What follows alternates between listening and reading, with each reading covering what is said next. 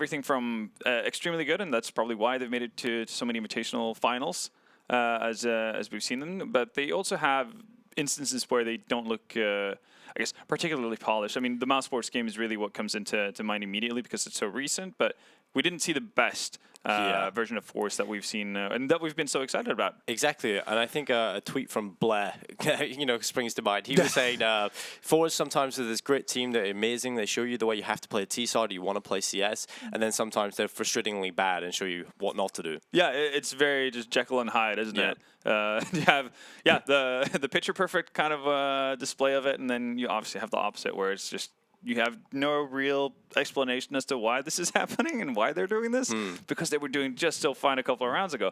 And that's, I guess, hopefully something that comes with experience and something they'll learn by doing. I think some of the very glaring mistakes we saw versus mouse sports on Mirage, for instance, the way they lost 2v5s, that kind of thing, that's pretty obvious, and that's something that you snap out of, I think, within the round, right? I think you can recover and realize what you did wrong after just one exactly. round, right? It's not a very deep problem. And speaking of experience, they're getting plenty of that, right? They've just played a final Blast Moscow. They had a chance at the Berlin Major. They're playing ECS online. They're playing at everything, it seems, at the minute. If I'm not mistaken, there's only I think forZe are the team in I guess in notable Counter-Strike, to put it that way. So pretty much games that are played on HLTV. I think they're the team with the most games played this year on HLTV. Well, I would definitely put them up there. Yeah, I think it's forZe. No, it might have been Tricked actually. Tricked before forZe, but that's the top two. We see a Vanguard in there. Yes. So. And the cool thing for forZe, obviously, they started off playing pretty much only Tier 3 tournaments, and they win Copenhagen Games. And they continue on qualifying for all these online tournaments, getting invited to these things, and they're gradually making that, I guess, classic trip on, towards Tier 2 and actually establishing. This is like an epitome of the grind, and it's really cool to see that they've actually made such big strides, because it's not always it happens over the course of 6 months like it has with forZe. Obviously, they've been working on it a lot longer than just that, but they got results in Copenhagen, and since then they haven't necessarily slowed down, plateaued, or anything to that effect, and that's super cool to see, and I think that's very encouraging for a lot of other teams around them, especially from the region as well, right? The entire CIS region is having a bit of a significant boost in terms of seeing new players, new faces that can actually have crazy impact, even against some of the best teams in the world.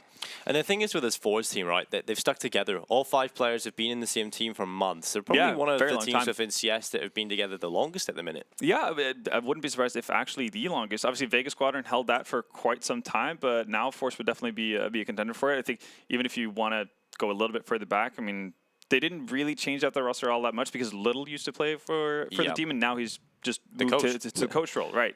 So you could go pretty far back in time and still maintain, I guess at least 5 out of the 6 members in that team today, even back like a year or two, which is really cool. And I oftentimes I talk about how I'm not a big fan of seeing rash lineup changes being made, because more often than not it doesn't necessarily pan out long term. It might give you a little bit of a peak and give you immediate success, which might feel great at the time, but I think what forZe have been doing right now and steadily working on their craft is proving to be much more of a, I guess, secure way of doing things. And I think they're going to see a lot more rewards than just, for example, a Copenhagen Games win, and that's where you leave it at. Now they're actually going to get to the stage where they establish themselves as a definite Tier 2 team and potentially, start climbing in towards the top 10 ranking, that kind of stuff. Maybe we're starting to see them at IEMs, ESL 1s, and Masters tournaments, like everything you have to offer, really, because forZe definitely have the skill to be there. Exactly, and that's their chance as well in this tournament. This is for a spot at IEM Beijing. Yeah. Again, another great team was announced for that. Super stacked tournament. Going to it. So all the best teams in the world, FaZe Clan, obviously, they've got a little bit of a question mark beside them, but obviously, I hope by then they've got the roster sorted and they're ready to go. Yeah, I'm not sure if it's been announced yet or not, but I guess with the rumors that are floating around, and I know they're going to be playing with Brokey. Exactly, that's what it seems, right? They haven't necessarily confirmed it, but I think they that keeps me like practice servers being leaked with their lineup. Brokey always seems to be there, and there's about a week until New York starts. It's kind of those like big secrets that everyone knows, right? Yeah.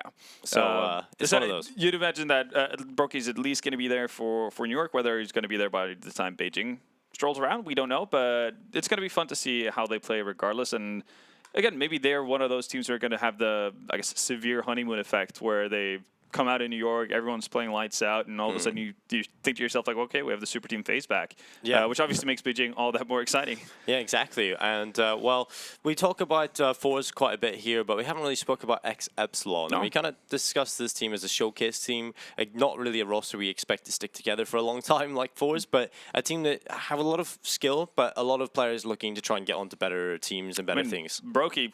Yeah, exactly. Right, So he was on Epsilon, or this ex-Epsilon squad. Now he's obviously practicing with FaZe, and well, from what we're assuming, at least going to be playing in New York with them, unless some announcement tells us otherwise.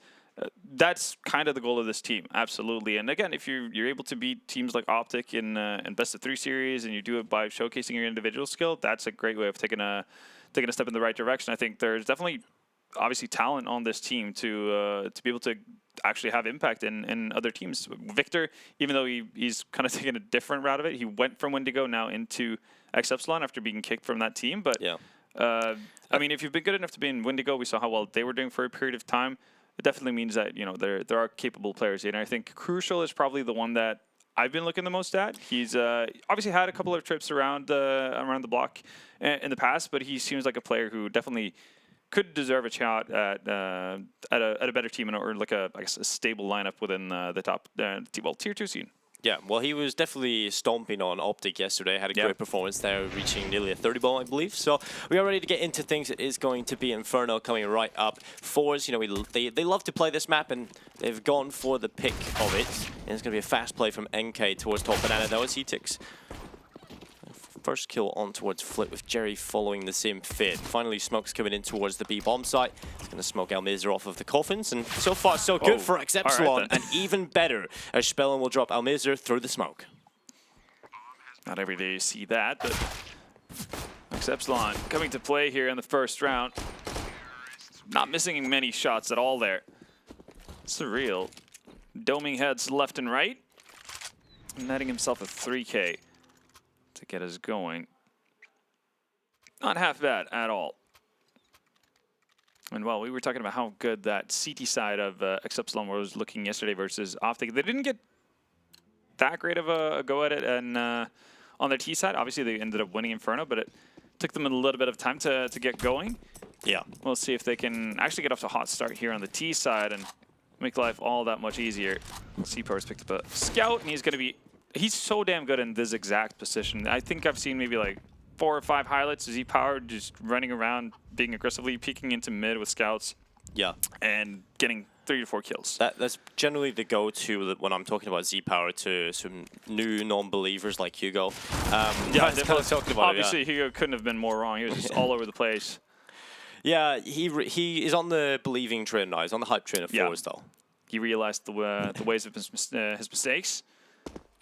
And I feel like more and more people are legitimately coming over to the side of forZe and understanding how damn good these guys can be, which is good fun and well-deserved as well. Yeah, Z-Power is on B. That's how quick he's just rotated from middle over towards the B-bomb site. And look at Face Crack. Again, one of the coolest things about forZe's CT side is how dynamic they can be and how aggressive they want to be at times. They don't necessarily shy away from taking risks, and doing so in a very solid manner. And Face Crack. No way.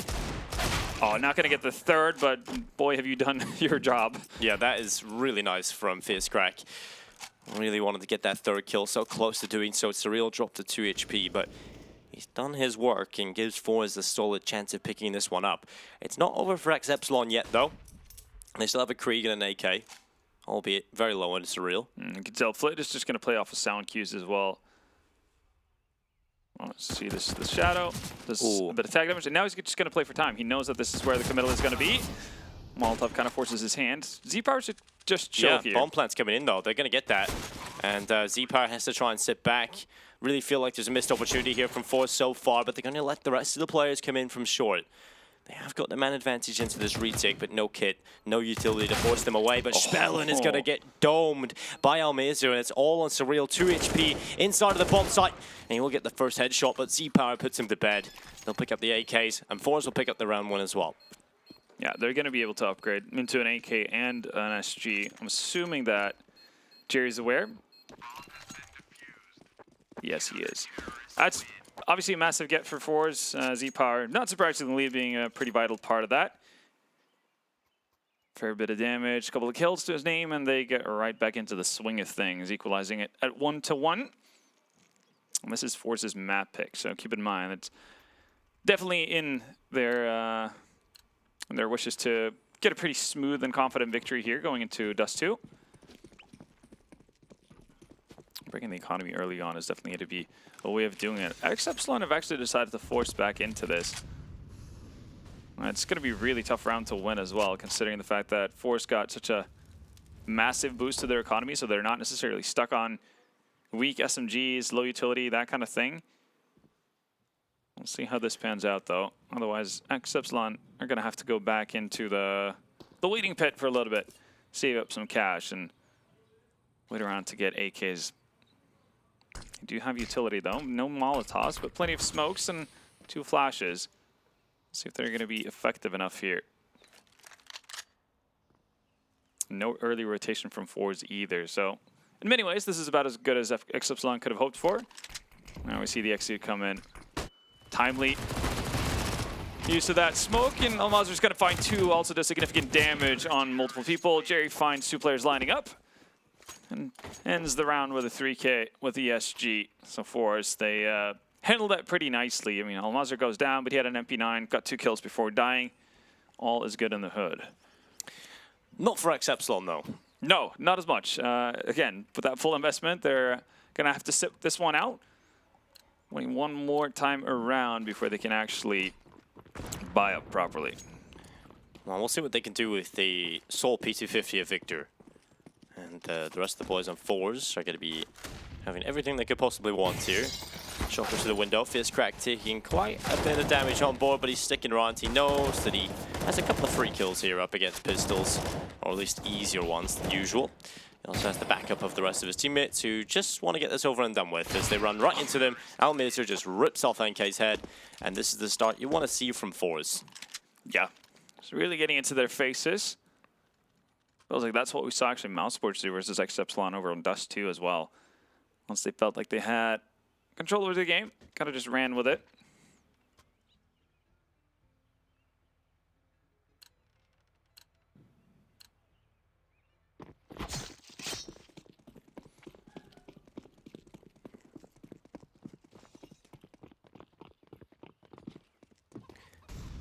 Well, crucial. He's got the Molotov in his hand, and Z-Power looks to go in towards the apartments. This is a very, very unorthodox angle you'll see from an AWPer, but it's not so unorthodox for Z-Power. He's already at the top of the stairs, and this is just so wild to see an AWPer hold this angle. They won't come towards him there, though. It's towards middle, where he'll only get 1 kill in a bit of a one and done, and well, he has lost the AWP. It'll be a 4v4. It's actually going to move forward. He's getting flashed around the corner, but everyone on the side of ex-Epsilon have actually bailed out for the time being. Interesting. Mid-control was theirs, and now they've decided to give it up. And also makes forZe second guess what's going on. You can see Jerry actually moving back over towards Banana. Not actually peering out into the area, and that's because he's a little bit weary of someone from the ex-Epsilon side actually having had the chance to move in towards CT spawn. forZe initially had a setup that had 3 people on the bomb site. Right now, a little bit of indecision. I'm not really sure what they wanted to accomplish with the 2 players moving up in Banana, but it definitely didn't do all that much. Didn't make too much noise, really. Here we go, though. Oh, that's a nice find from Surreal. Spellon follows suit as well, and even with the low HP, they're able to take that site pretty cleanly. Not really sure what actually caused Almazer to rotate over towards B there. There was not a whole lot of, I guess, selling points from ex-Epsilon with the 2 players they had moving up towards Banana. Sure, they might have sold it with some sound cues here or there, or accidentally fallen down, you know, on purpose from a boost or something to that effect. But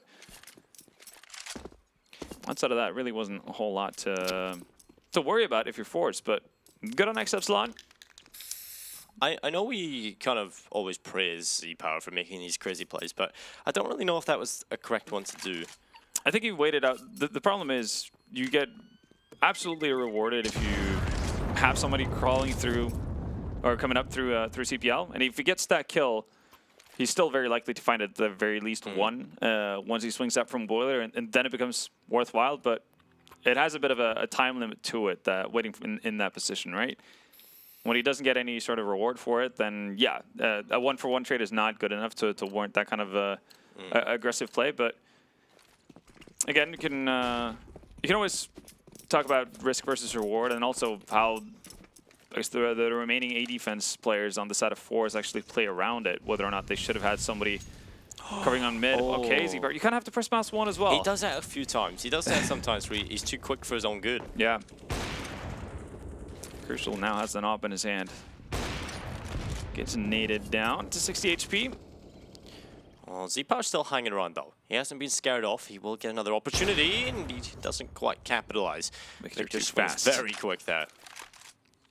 Quick feet is going to be beneficial, but forZe have already gotten pretty aggressive stance in Banana, and that's not been spotted out by ex-Epsilon, so the rotations could be damn quick here.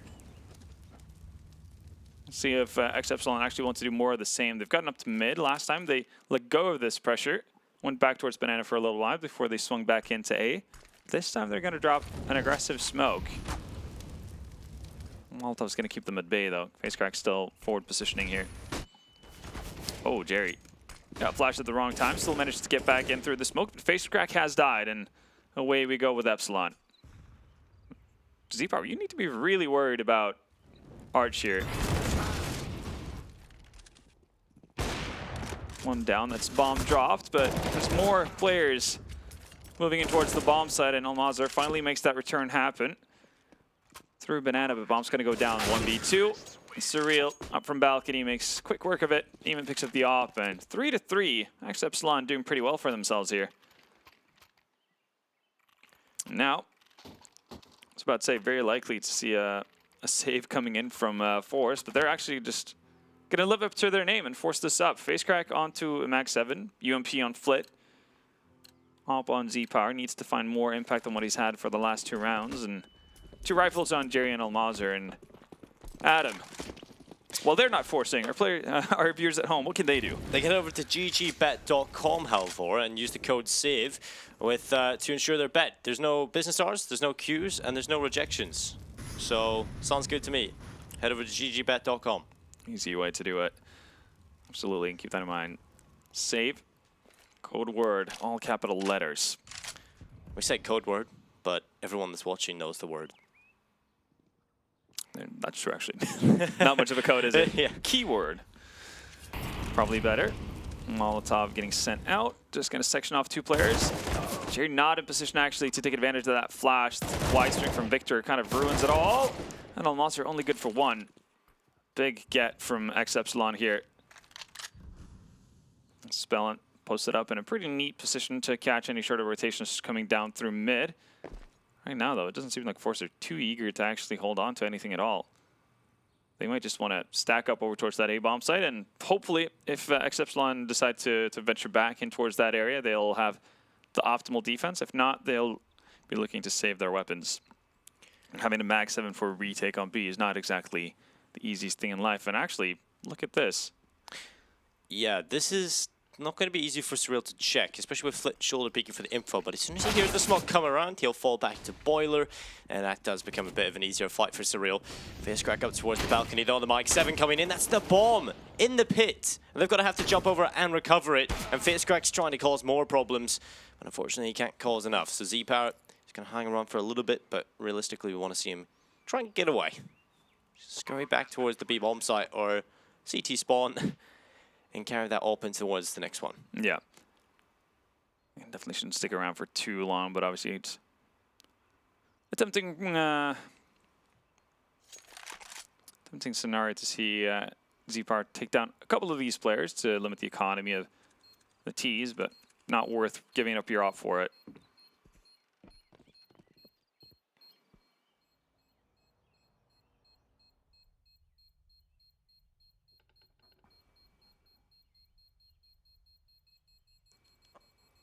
All the time ticking.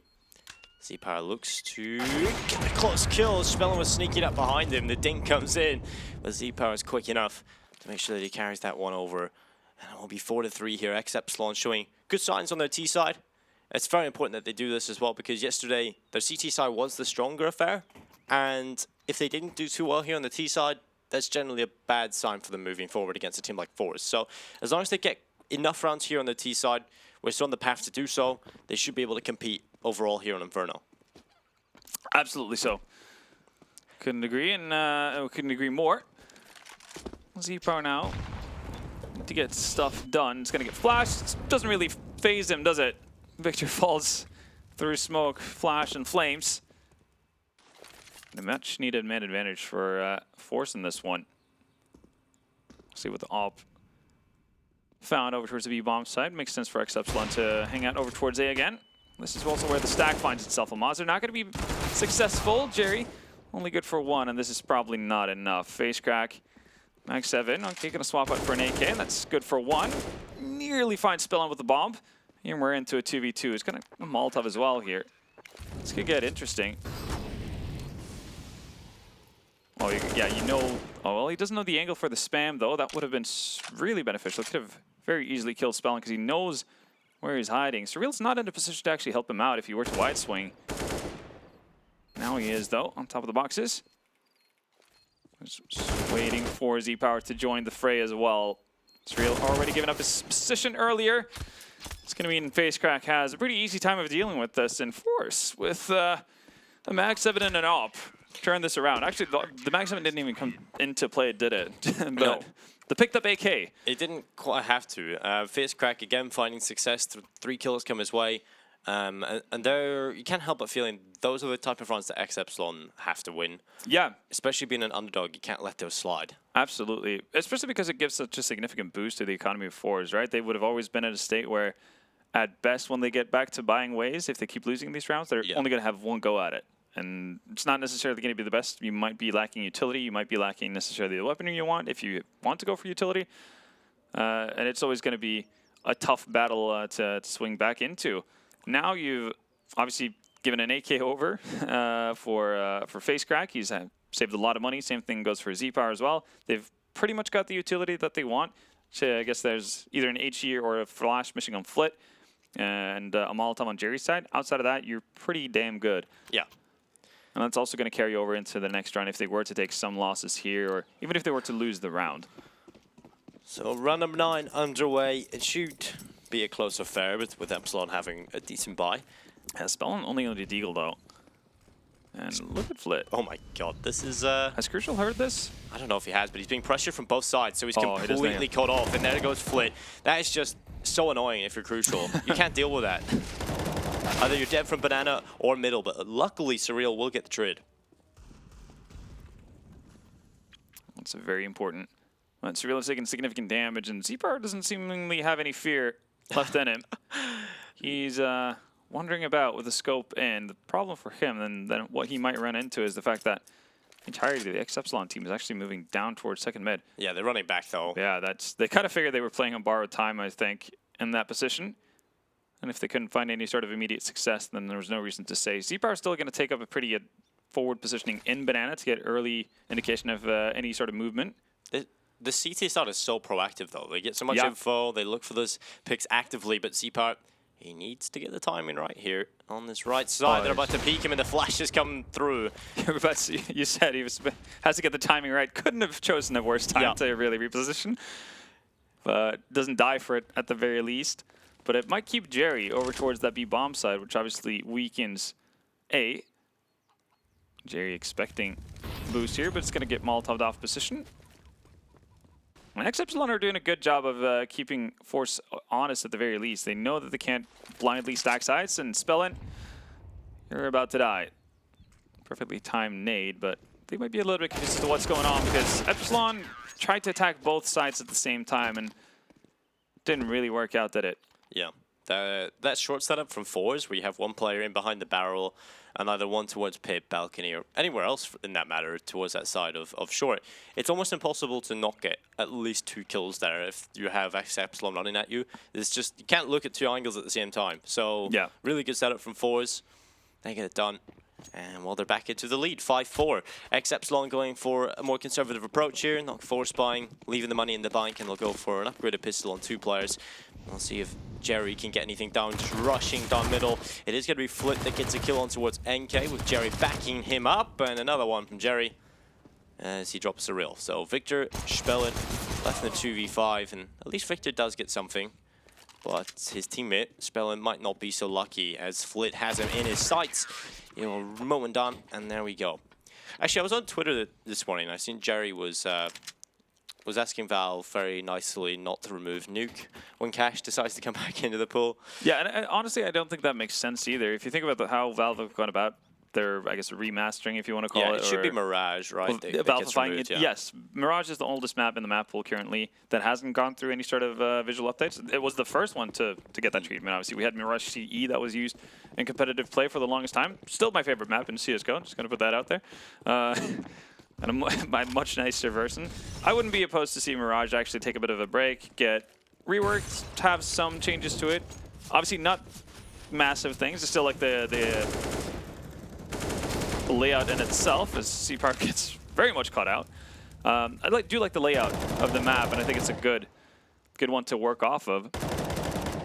So, all right then. Can't really do anything about that, Flit. No, but yeah, I think Mirage definitely has, but could see some changes, and it wouldn't necessarily kill the vibe for me, at least when it comes to that map, because it's been pretty stale for a little while. Yeah, there's not really too much you can do with the map at the minute that hasn't been already done. Figured out, yeah. But the thing is, when they do make these reworks, sometimes it's just an overskin, right? Because Dust 2 hasn't changed.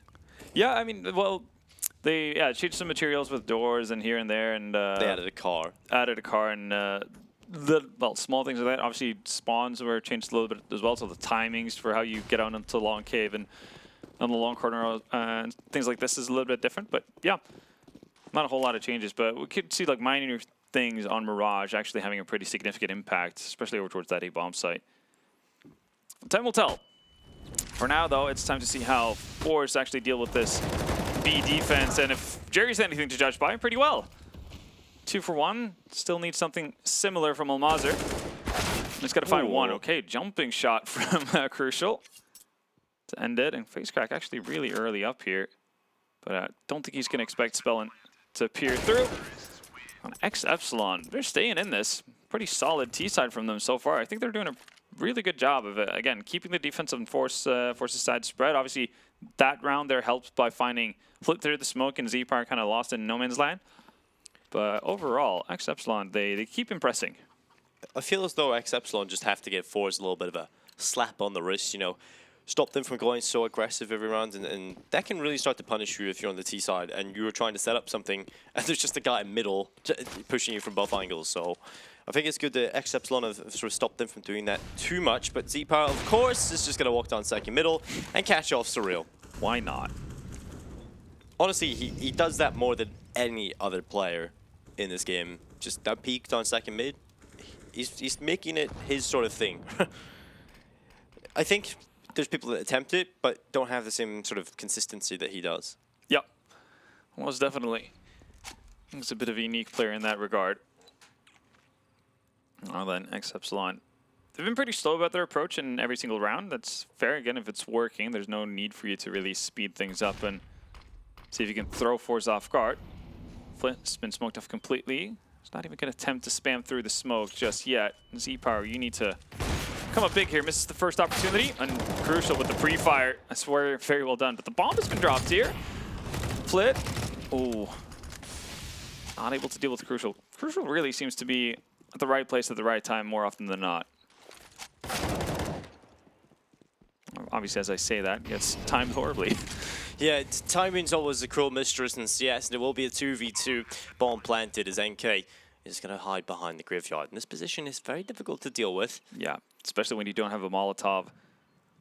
forZe, they're going to be peering out, and they can't spot NK from either of these angles. Now they know, but what can you really do about it? Absolutely nothing.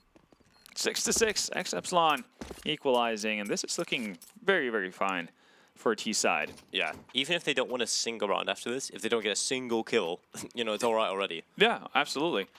So And I think it's very likely that they will at least put one more round on the board if you consider this buy. Yes. Money on the side of forZe is not ideal. They're going to have to eco once at the very least. Not bad for an underdog on their map, their opponent's map pick, and this comes back to what we were saying. This map pool is not bad for ex-Epsilon. They'll be very happy with this. Yeah, I mean, they beat Optic on this yesterday. They clearly know what they're doing.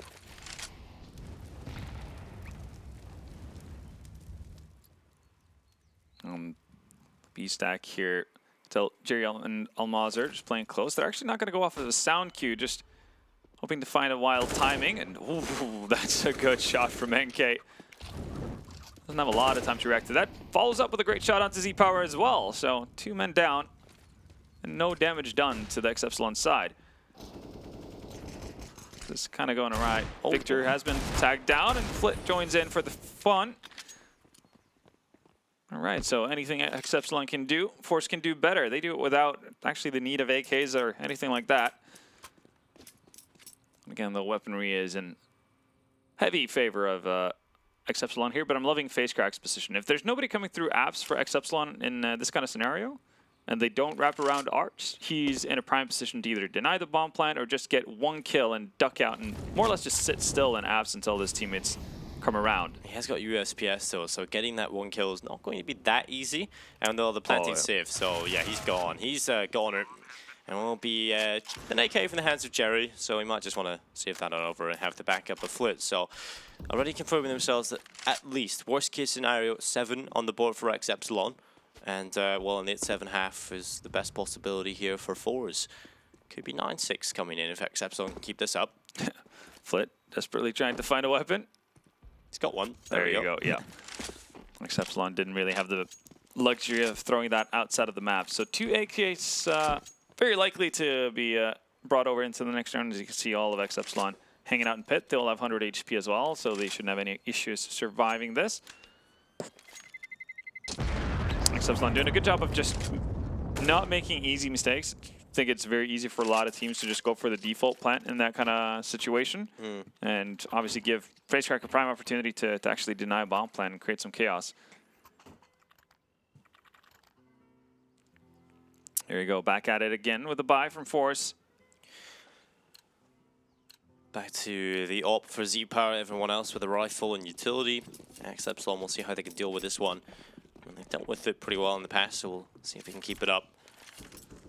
Let's see if forZe go back to more of a passive stance, more orthodox style of play, or do they go into their aggressive stance yet again? And well, they have stacked 3 players towards B early. That's just to get the utility in towards the site. I wouldn't be surprised after a few seconds if we see one of their players just fall off and go back over towards the CT position or even towards A. But they're sticking around at the minute. Z-Power pushed up in towards the apartments. It's going to get a lot of info. It's actually FaceCrack who walks away with that kill. They nearly caused the death of FaceCrack with Z-Power standing there blocking his exit.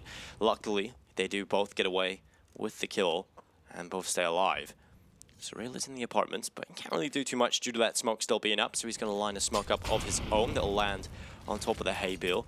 And it's to cover off the vision of the players on the bomb site or in graveyard or even long, and that allows the player to sort of clear balcony and have an isolated fight. Under 50 seconds in play at the minute, and well, forZe are going to be rotating 2 players back over towards B. It's certainly the right call with what's going on over there at the minute. The bomb is there for players to the T side. Are going to be gathering in Banana, looking for their final hit in towards the B bomb site. And well, this is a perfect call from forZe. They've got 3 players here already. Almeza looking for the first kill. Jerry assists him, and Surreal finally puts Jerry away. But the rotation can come through as well from the CTs, and Crucial has done a decent job to take that kill. So 20 seconds. They have to try and get that bomb and get it planted, but it's all on Crucial. 13 HP, Flit in the back of the bomb site, and the rotation coming in from Banana and both CTs. So Flit is going to wait for the bomb plant. Crucial will get dropped. Well played. Reed makes it all worthwhile for forZe and actually picks up a second off there. We'll see who that goes on. Almaz might be, well, they actually have a fair few who's picked it up every now and again. So in Almaz, we've seen Jerry use that second op. And this time it's going to be Almaz who goes about it. Spreading out the ops, at least on each bomb site. We'll see if forZe can actually close out this half with at least a halftime win. That would be something, and the buy coming in from ex-Epsilon isn't too much to write home about. Oh, double up setup is definitely interesting. Amizu wants to go aggressive, but he's caught in the open by Crucial, forced back by the Molotov. Good near usage from Jerry will keep them at bay for the meantime, and that allows a rotation from Flit to come in, so they can bolster the defense on the B-bomb site. Crucial already scoped up, can appear into the bomb site. Not sure if Jerry's waiting for a flash or something of the sort, at least some sort of tell from Flit for him to peek, but that's not going to be the case. Second op has been picked up by NK, and he's going to get a kill for it as well. Flit smoked off. Doesn't really stand too much of a chance of actually finding a kill here. Easy bomb plant for Epsilon, and they're primed to get an 8 there. Ooh, that's a lot of damage done. Victor down to 3, Crucial down to 5. No reason to attempt for a save here. Molotov still in the hands of Z-Power and Face Crack, so they can actually light up quite a bit of the bomb site. And Victor, you're about to get toasted. Oh, burns to a crisp. Flash blinds Crucial, gives time for the players to check his corner, but he gets unblinded just in the nick of time as he will get rid of Face Crack and putting pressure on towards the bomb site is the CTs, but it's not enough. NK and Crucial finish off the job, and ex-Epsilon walk away with a 1-round lead on the T side of Inferno on forZe's map pick. That's not bad. That's not bad at all. And Surreal is doing a really good job. 14 kills, 11 deaths, certainly looking strong. And so far, I mean, the Epsilon players have been, or ex-Epsilon players have been doing a damn fine job, actually, of showing up here both days. Yeah, we talked a lot about Crucial to begin the game, but as you said, Surreal leading the charge here, actually nearly doubling everyone on his team in terms of ADR as well. 108 to get us into the second half. Crucial jumps over to spot a fair few players on the side of forZe. And forZe, yet again, this is a bit of a theme. They love to go quick on their pistol rounds, and they're going to be getting a lot of real estate here as well. Surreal, though, not done fragging. Well, Crucial will pick up another, but it's Jerry who will reply. And it's a 3v3 here with forZe taking quite a bit of damage on towards the Epsilon side. Epsilon's on 3 HP, but they're going to run right in towards Z-Power, who lines them up. 2 kills coming in, looking for a third. And well, that's just perfect. Bits the shots and ends his victim. That was pretty damn efficient, wasn't it? forZe took about 30 seconds to close that entirety of a pistol round out. Not giving a whole lot of chances for Epsilon to enjoy the short time in their in the lead. forZe now looking to extend it. Actually, well, regain it completely before they look to extend. And we're actually seeing a force buy-in from ex-Epsilon. This worked for forZe, obviously, in the first half, but see if it's going to lead to similar results here on the defending side.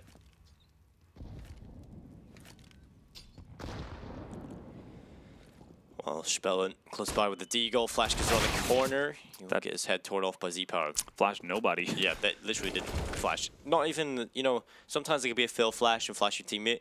You didn't even do that. No. On the stack over towards quad, at least it's going to be effective. That NK actually gets that tag before FaceCrack is able to spot anyone at all. But this is very by the book for forZe. They usually actually use FaceCrack as a bit of a decoy, a bit of a sacrificial lamb over towards that A1 set a lot on their anti-ecos. So everything's gone according to plan. They've taken control of the B-bomb site. Now Jerry's just making sure that he can pick up the bomb safely, and he'll make his way up Banana as well. Did so in the right time as well, because you have Surreal pretty damn aggressive down inside the T apartments, now all the way down into T pit. Z-Power, though, has kind of circumvented him, and he's going to find a strolling Crucial. He might not be expecting the rest of the team to also be nearby. Oh, definitely didn't expect NK to be there, and I think that also means Surreal is unnoticed. Oh, Mazur, though, is getting pretty damn aggressive. Don't want to throw away too many weapons here if you're on the side of forZe. You don't actually have an SMG either, so there's not necessarily a significant amount of money to be made from this. You just want to stay alive and bring this into the next round.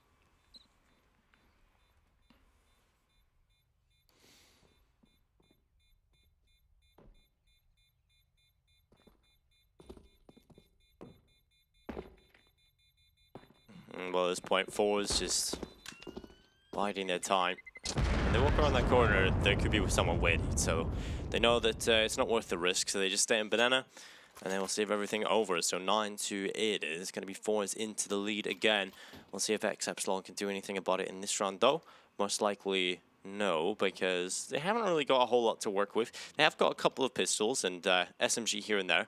So we'll see if they can do some damage, but most likely we're looking at a 10-8 scoreline here for forZe. That is. There's the big chance of that for sure. The thing is here for forZe, if they start building up, you know, a few rounds here and there, they can start to feel like they've got momentum on the T side, and we know that when they get that, they can just bulldoze their teams. Yeah. We're always talking about how proficient these attacking sides usually seem to be from forZe, and wouldn't expect anything different here on Inferno, given what we've seen in the past.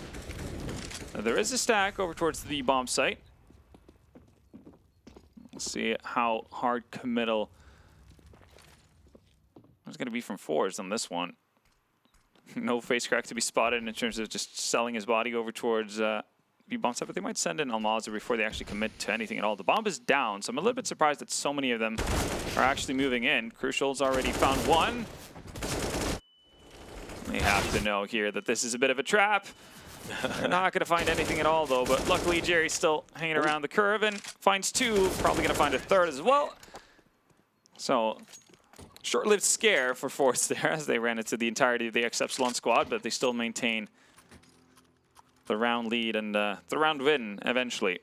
Yeah, that's exactly what you kind of want, though, for ex-Epsilon is, you know, a couple of kills off the back of a stack. Yeah. Do some damage, but overall... You're just waiting for this round. Yeah, this is the round that's coming up. They've got a kit in the hands of Victor, that's it. Utility is not too bad here for ex-Epsilon, so we're looking at a pretty strong buy. And forZe, well, they've got everything they could possibly want. They've even got the MAC-10. And what I usually would say this was a weakness, but for forZe it seems to be a strength. We'll see if they can use it, though. It's going to be Jerry, the front man, in towards Banana. And Victor has dealt with that well, as he just drops him by the wayside. Oh, nice shot from Crucial. Perhaps taking a leaf out of Zepar's book.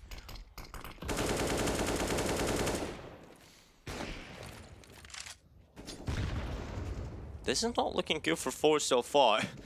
If ex-Epsilon can have this level of consistency into their gun runs, then this could again be a very close half.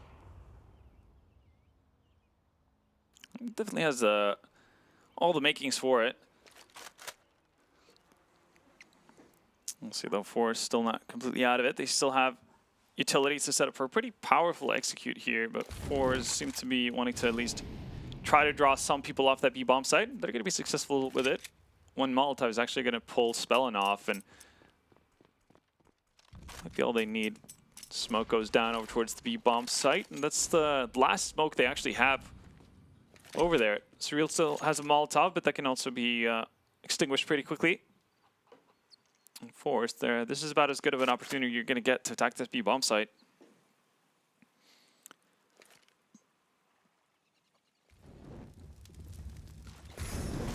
Molotovs being thrown side by side. Eventually, forZe look to try and get in towards this B bomb site. They have got players in the front lines. They just have to charge on in. It's going to be Flit, the front man, who gets one kill. A second coming in, this time from Almaza, but luckily Spellin's able to connect to the smoke that keeps the advantage afloat. And Zepar over the top of the smoke, can't quite capitalize. Yeah, actually missed. That's a bit of a rare one for him. Still gets into a good position here to catch anyone trying to make it closer to the bomb site. That's an easy kill for him. Spots both of them as well. Yeah, I love how he tries to go for the far away player, but Zepar with another, he goes back for more and another missed shot, but so close to connecting. He's 9 HP. He knows that he's low. He's got the pistol, but still cannot capitalize. It's Crucial with 2 kills, and the defuse comes through. And well, if you're ex-Epsilon, you'll be happy enough for the round win, but having a 2-man advantage for that long and nearly losing it, that is pretty damn scary. That is really damn scary, yep. forZe really had everything going for them towards the end of it. Once they got a pretty clean take at the B bomb site, Epsilon, they're definitely going to feel the result of that as well with their rebuy. I think that's what we're seeing, a bit of an investment from forZe. They're not going all in, to put it that way. You definitely could have had a glass cannon on Zepar or just follow that up with an AK. Instead, it's going to be MAC-10 on face crack. Full armor across the board, but predominantly pistols and utility. See if they can actually keep the economy of ex-Epsilon on the weaker side.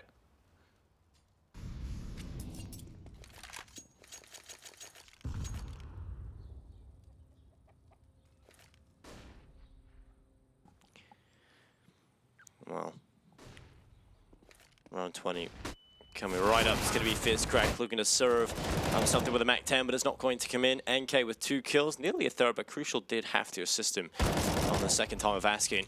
And NK will drop Jerry, pistol in hand. Finish off Z-Power as well. Great hold inside of that pit from NK. Very close to getting the ace, but only the 4K for him. And it's 10-10. Yeah, just hitting a single loss in that round is really, really well done and much needed as well. Gives them a bit of breathing room, and they've also gotten themselves in equal numbers here, 10-10. On a pause coming in, you'd imagine that's forZe wanting to talk things through.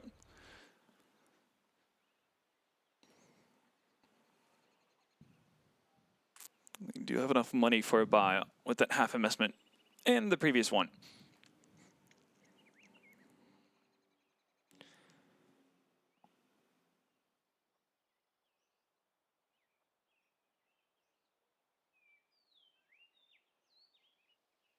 Peaceful Sons of Inferno.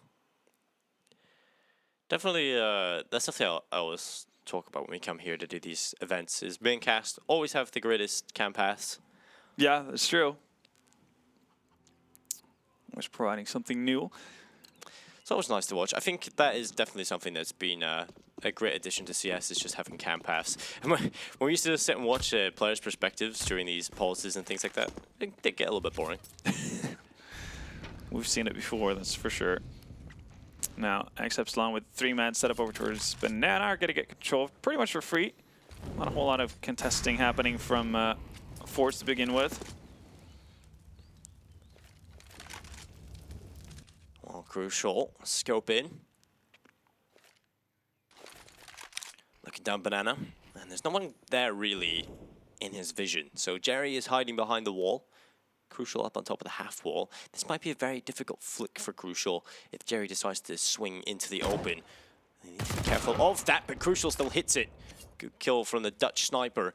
And we are into a 4v5 favoring the ex-Epsilon side. And Crucial is again playing very solidly, but it is going to be a B hit. It's going to be an A hit, should I say, coming in from forZe. They start to come on through. It's going to be damage done towards Spellin. Almiser will follow the NK though. And fiscrack finally gets one back in, but it's not really enough just yet, as it is only Z-Power in a 1v3. forZe not looking too solid here at all. Ex-Epsilon are stomping them here on the CT side, and we've seen this yesterday against Optic. Perhaps it's just ex-Epsilon's strength on this map opposed to Optic's weaknesses. Yeah, very well could be the case. forZe seeming a little bit lost for solutions.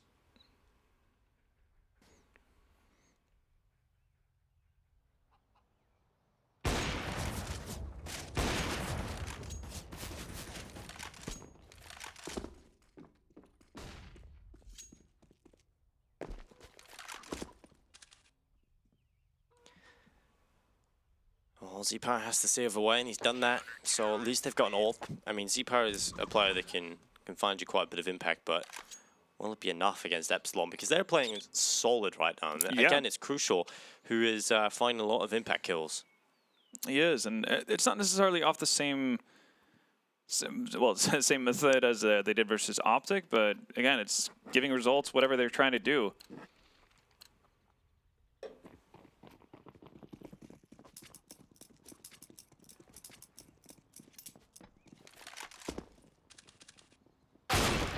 Oof. All right, well, there we see that's saved up coming into play, and Z-Power is immediately pouncing on the opportunity in the map given. The area control gained from that. So 2 ops in play now. fiscrack holding the second one. Already rotation coming in from Spellin. Well, Spellin is going to peek in towards Library, and it's going to be 1 kill coming in towards Almiser, but fiscrack able to pull 1 back again here, keeping the man advantage available to forZe, and they need this in the bag.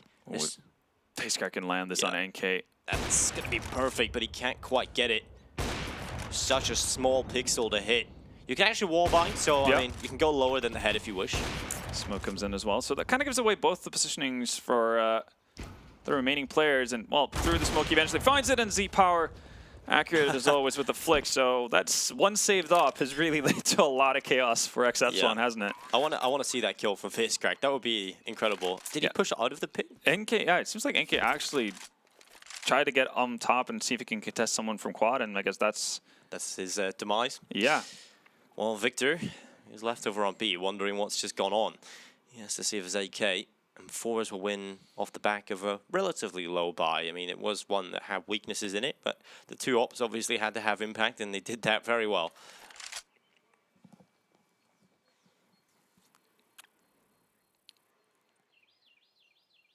Now then, no interest in forZe to really go very aggressive to find Victor. Pretty happy about scavenging the weapons they had. Obviously, one op on T side is difficult enough to necessarily make work. Two ops might be a bit of an overkill here.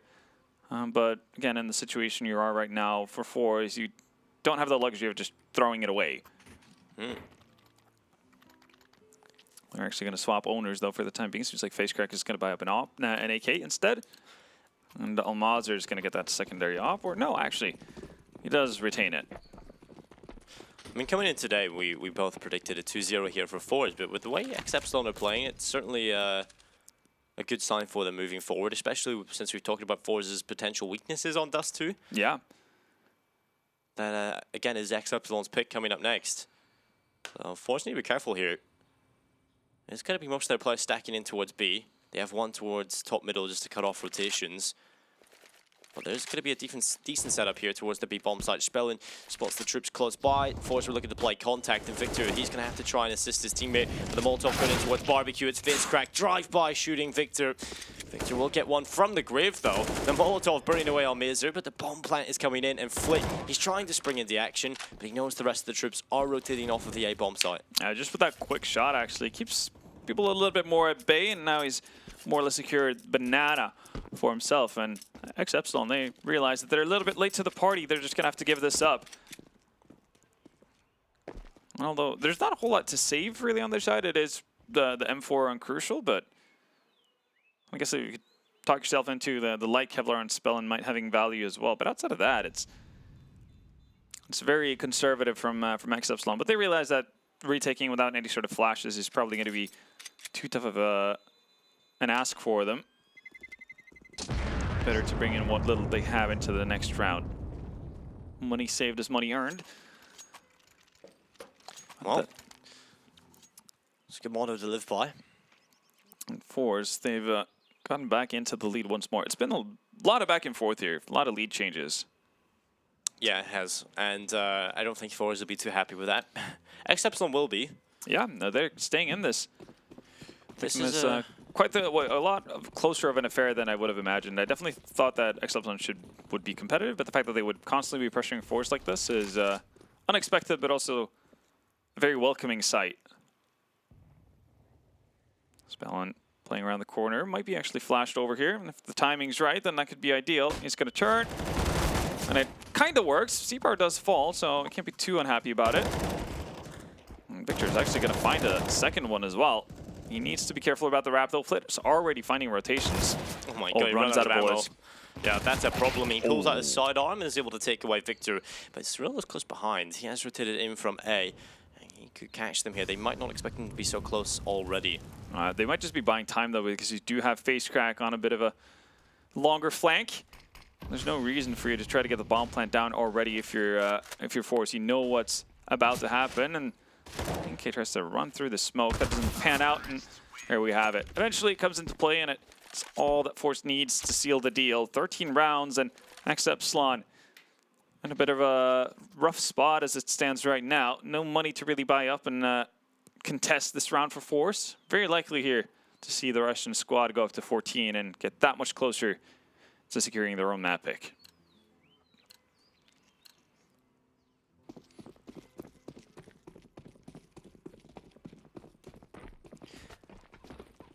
Well, just pistols for ex-Epsilon. We'll see if forZe can just run over them without too many problems. That's what you'd hope would come through, but too often do we see the pistols actually prevail. We'll see if Crucial can spot any info. He has got his team at NK up in the apartments as well, so Flit journeying in here might end up getting a taser to the face. I want to see this happen. Oh no. Okay, nice try. He wasn't in a good position for it. Luckily, Cyrill is able to step up with a kill on the Deagle. C-Power in towards apartments with the AWP clearing the angles to line his teammate. He's just shot his teammate. Yeah, communication perhaps not on point here for forZe. A little bit of a snafu, but they remain alive, at least. And the rotations aren't fully in place just yet. And oh, Surreal.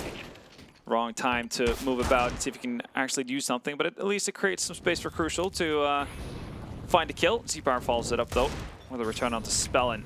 And now, full committal on the E-bomb site from the CT side is going to allow that B-bomb site to be easily taken. Bomb has made its way over. Z-Power slowly following suit. And here we go. An open B-bomb site for forZe, and very likely save of the 2 AKs for Epsilon once they hear that bomb go down, because there's no defuse kits, no Kevlar, and no realistic chance of actually being able to bring this one back.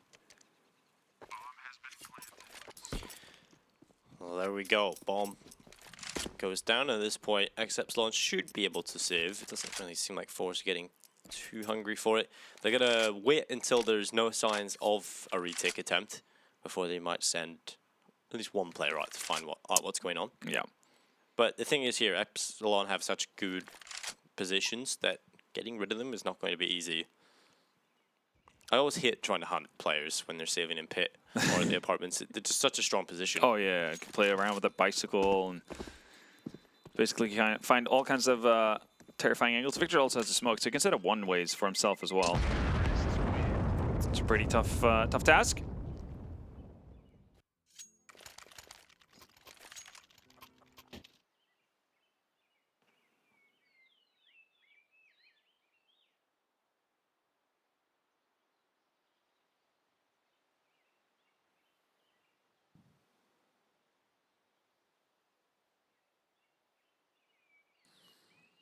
Wow. Pause comes in, and you can imagine that's ex-Epsilon talking things over, trying to figure out what their holes in their defenses are.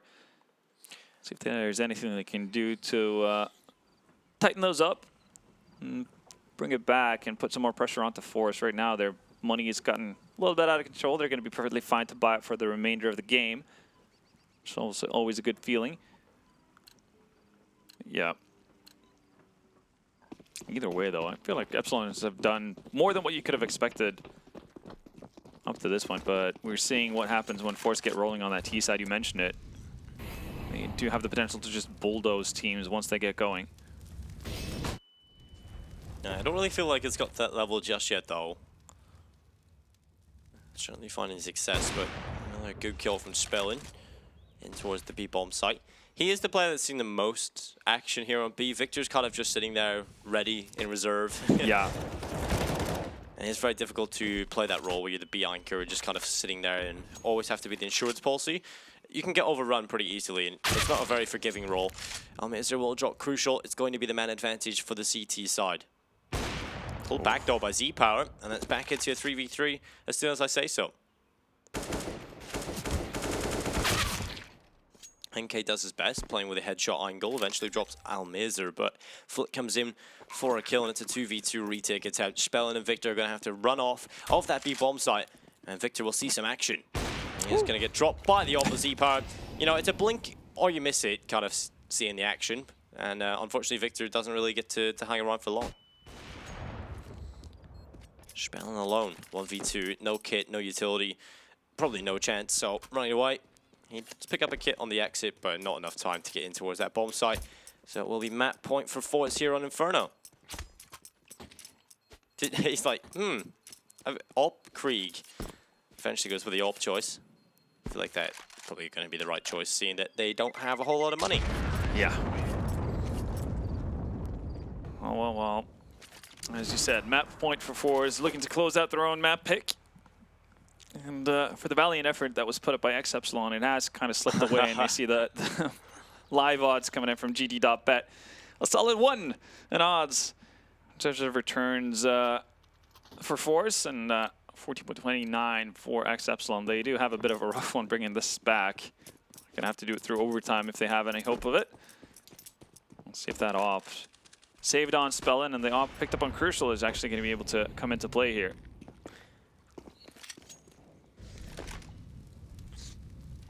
It has time and time again so far for this Epsilon team, or ex-Epsilon team. But perhaps it's too far. forZe are going to be setting up all of their players outside of the A bomb site. No one challenging inside a banana. And it will be finally a kill, a reward for their stack as they do drop NK. And this might just trigger the push in towards the bomb site from Flip. He does get 2. Jerry able to get another. And it's all on Spell and Victor. So it's not looking too great here for the CT side's chances. Rinse and repeat. The A bomb site falls. And an impossible retake attempt coming in here. Victor in a 1v5. It's all but over. A 16-11 win for forZe on Inferno. Although positive signs for ex-Epsilon. Enough to make me confident enough moving into Dust 2. Yeah, definitely not a bad showing. Even though it slips out of their hands towards the end of it, they put up a good enough fight to, yeah, as you said, we can expect good things to come in into map number 2, which is going to be Dust. That's where we kind of seen them being more proficient regardless. So well, not necessarily more proficient, but definitely being good. And it's also one of the weaker maps that forZe will actually let through. Yeah, exactly. When you talk about forZe, they have a pretty good map pool. Yeah. Although the 2 maps that we really don't see too often are Overpass and Dust 2. Well, Dust 2 is coming up next, so we're going to go to a short break. But once we return, we'll see if ex-Epsilon can fight back and get a map under their belt.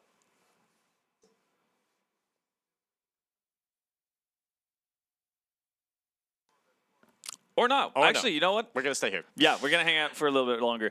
I mean, that gives us a little bit more time to actually figure out, well, to talk more about forZe's T side, I suppose, because we were a little bit worried after seeing the first half, but then again, we do always try to strengthen the point and the argument that forZe seemingly have extremely solid T sides just across their map pool. Yeah. I think what you can see again is that the fact that they're just a very solidly driven team. Like they always have a fundamental idea of what they want to do in any sort of scenario, which is really, really cool. And I think, you know, for Dust 2 to work out for them, they're going to need to have more of that, because we saw that even in yesterday's games on Dust 2 that some teams can have really strong T sides, but you know, with weak CT sides, it becomes such a fragile map and could very easily slip out of your hands. Indeed, but we are ready this time to go over to Dust 2, so we're going to take a short break, but once we return, we'll have Dust 2 ready for you.